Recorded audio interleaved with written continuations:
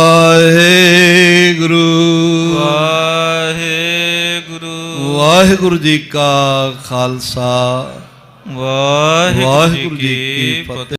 ਖਾਲਸਾ ਜੀ ਚੈਨਲ ਨੂੰ ਸਬਸਕ੍ਰਾਈਬ ਕਰਨ ਤੋਂ ਬਾਅਦ 'ਚ ਆਲ ਨੋਟੀਫਿਕੇਸ਼ਨ ਨੂੰ ਜ਼ਰੂਰ ਔਨ ਕਰੋ ਤਾਂ ਕਿ ਸਾਡੀ ਕਥਾ ਕੀਰਤਨ ਦੀ ਹਰ ਵੀਡੀਓ ਤੁਹਾਡੇ ਤੱਕ ਪਹੁੰਚਦੀ ਰਹੇ ਅਤੇ ਵੀਡੀਓ ਨੂੰ ਲਾਈਕ ਕਰਨਾ ਨਾ ਭੁੱਲਣਾ ਜੀ।